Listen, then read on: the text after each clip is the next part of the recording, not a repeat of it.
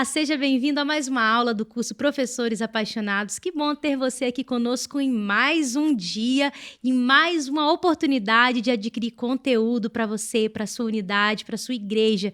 E hoje nós vamos falar um pouquinho sobre unidade de ação e pequenos grupos, que é uma das metas da União Sudeste Brasileira, metas que norteiam o trabalho da igreja aí na igreja local, no seu campo.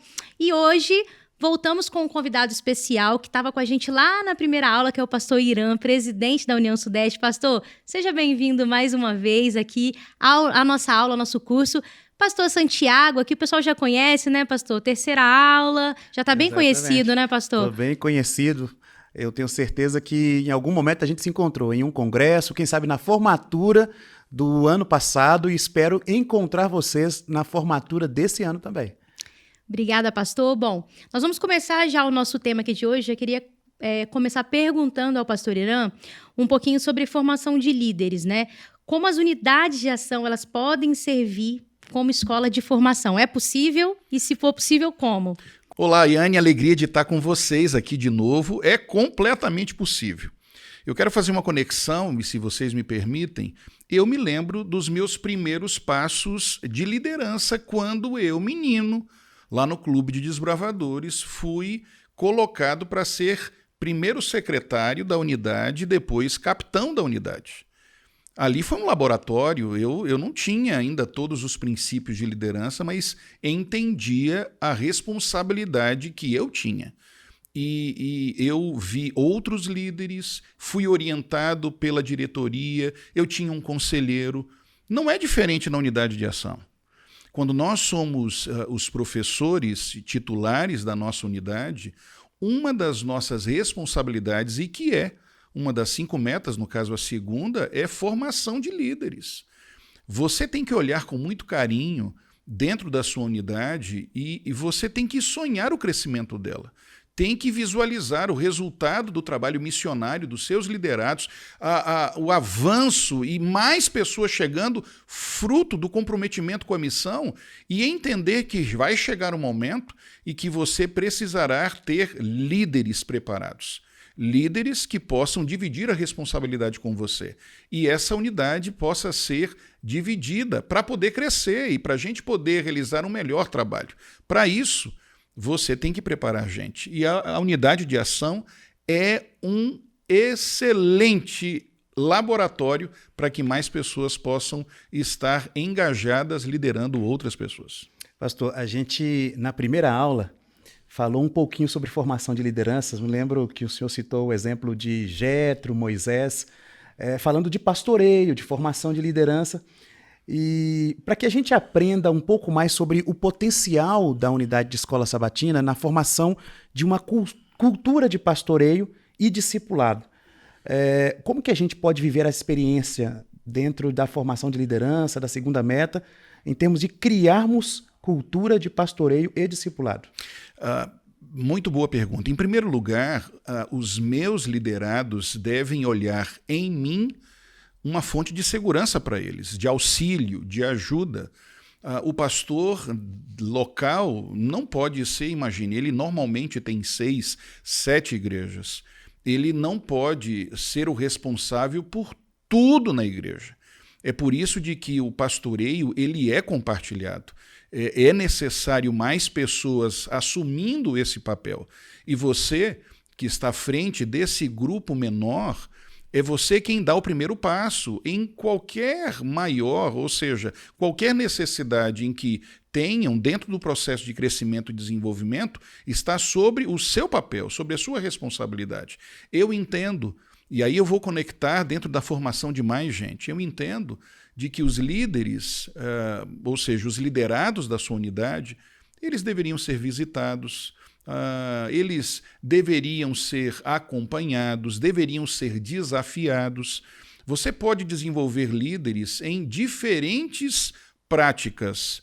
Em primeiro lugar, nós entendemos de que você foi escolhido e foi separado porque você tem, ou seja, as pessoas lhe respeitam, percebem em você que você tem características de liderança, características de desenvolvimento de pessoas. Então, eu diria, em primeiro lugar, olhe o teu grupo e veja gente com características parecidas às suas, em que você entende assim, esse eu quero formar, esse eu quero trazer para mais próximo de mim, para que eu possa desenvolvê-lo. E dentro do papel da liderança, e dentro desse cuidado, desse pastoreio, as suas atividades, você pode ter essa pessoa a quem você escolheu junto de você. Como, por exemplo, dentro de um planejamento sistematizado de visitas, por que não ter oportunidade, se não em todas, mas em algumas visitas, ter essa pessoa com você, podendo visitar, podendo trocar ideias logo depois dessas visitas, quando você vai. E qual que é o grande objetivo da visita? Poder zelar, poder acompanhar, lembrar os teus liderados dentro de casa, do exemplo que você tem na sua casa, da comunhão que você tem com o Senhor. Compartilhe com eles. Como é que você faz o seu culto pessoal? Como tem sido a sua devoção? Como tem sido o seu culto familiar? E você vai lá para poder exatamente incentivar isso. Logicamente que a segunda meta você está fazendo exatamente agora na prática, trazendo gente para estar junto com você ao realizar esse trabalho de acompanhamento, de orientação. Veja, a terceira meta, como você sabe, tem que ver com mais pessoas ministrando a Bíblia. Lembre-se, você é o primeiro que dá o exemplo. Nós esperamos de que o pastor da unidade, ele possa ser missionário. Como é que a gente desenvolve gente? Você pode ter gente da sua unidade lhe acompanhando em estudos bíblicos. Você ensinando outras pessoas como ministrar estudos bíblicos também. Como é feito um apelo, como a gente trata de objeções, como a gente acalma o coração de pessoas que precisam de ajuda espiritual. Veja, tudo isso através da sua experiência e da responsabilidade que você tem, você pode compartilhar preparando outras pessoas e trazendo alguns. Você não vai conseguir trazer todos, mas você vai conseguir trazer um ou outro para mais próximo a você e dessa maneira você ter gente preparada. Ou numa divisão de uma unidade de ação, da sua própria unidade pelo crescimento dela, ou em uma necessidade maior. Vamos dizer que nós temos uma unidade de ação na igreja, que ela é bem formada, faz um bom trabalho, mas o líder, o professor que está ali, ele acaba sendo transferido para algum outro lugar e nós precisamos de gente. Você pode levantar o dedo e dizer assim, olha, eu tenho gente preparada aqui para poder assumir responsabilidades em outros lugares.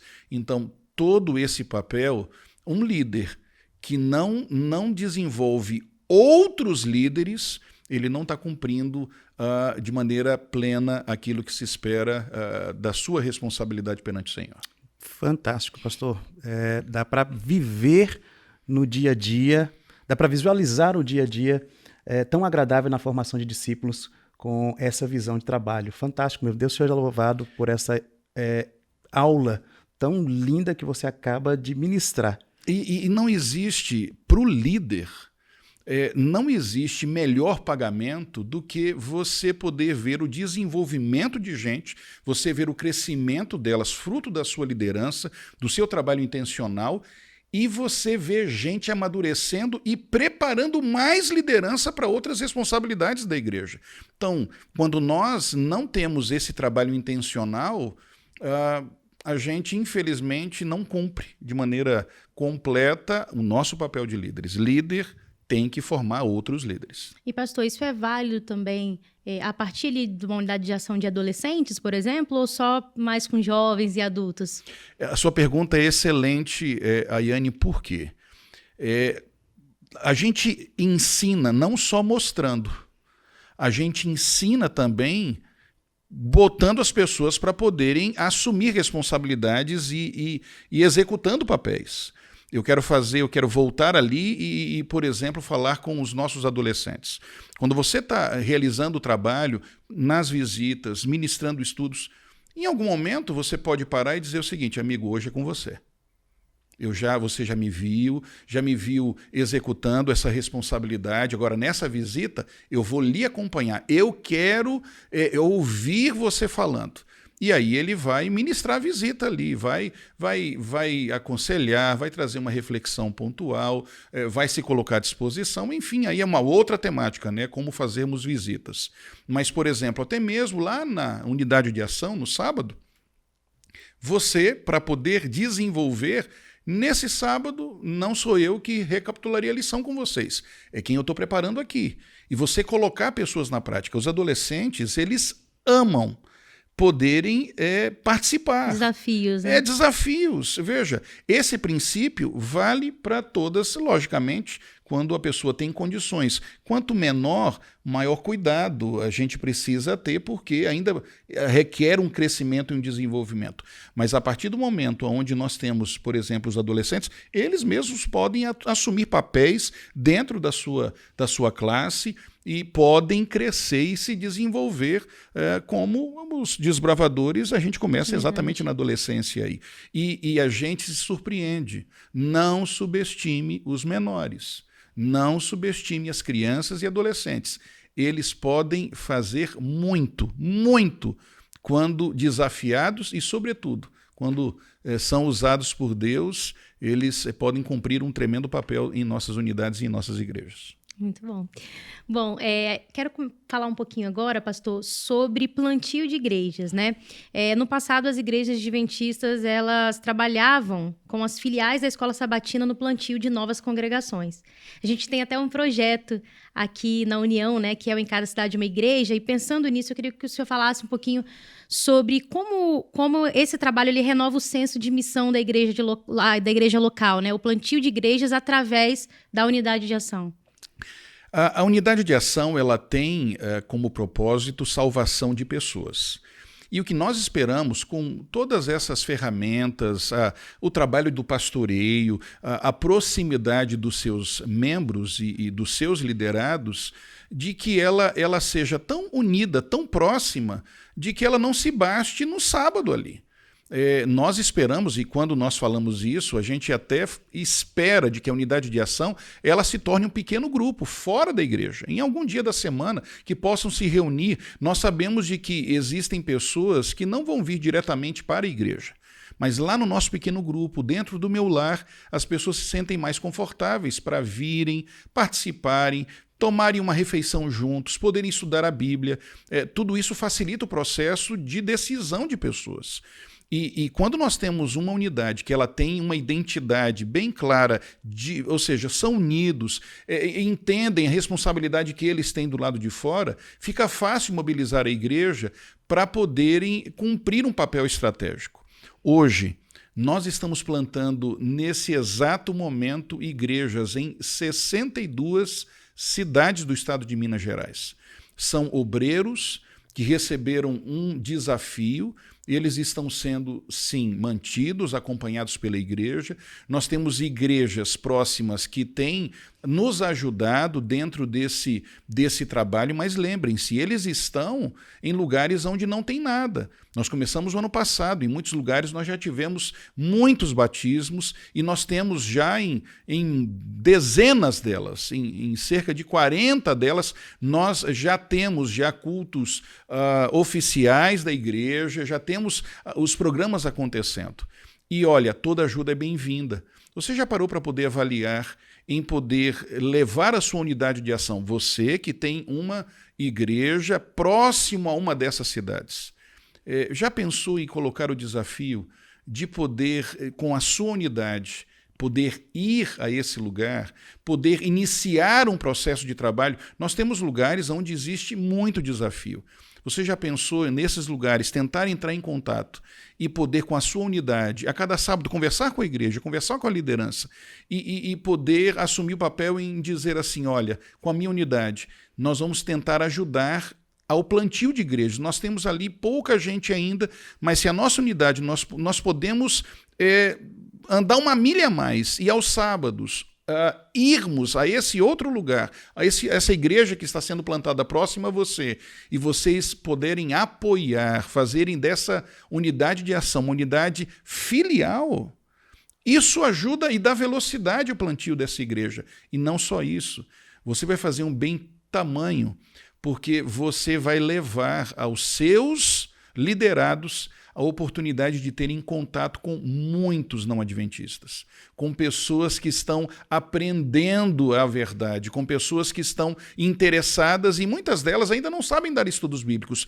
mas é um processo de crescimento. Eu queria desafiar você que tem uma igreja, você que está próximo a uma dessas cidades, ou até mesmo se você tem alguma cidade, porque eram 350, hoje nós estamos com pouco mais de 280 cidades, são 282 cidades de que nós não temos absolutamente nada.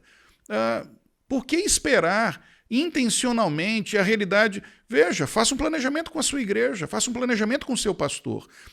Vocês podem ir ou em uma dessas em que nós já estamos plantando e serem um apoio ali, ou em um lugar onde não tem absolutamente nada, e poder iniciar um trabalho ali, podendo trazer interessados, podendo iniciar a plantação de uma igreja através dos estudos da Bíblia. Todos da unidade vão fazer diferença. E ao poderem realizar esse trabalho, você vai fazer diferença não só na cidade, mas de maneira especial na vida de cada um dos seus liderados, dentro do crescimento deles na missão. Pastor Irã, quando o senhor fala de plantio de igrejas, aqui a gente tem tido a experiência de acompanhar a cidade de Mar de Espanha.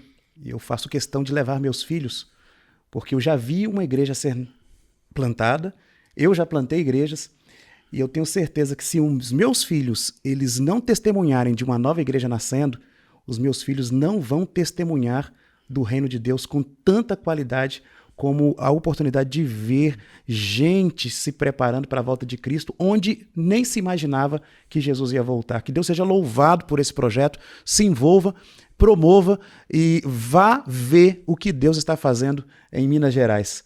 Eu quero aqui, pastor Irã, fazer aquela entrevista, aquela parte ping-pong.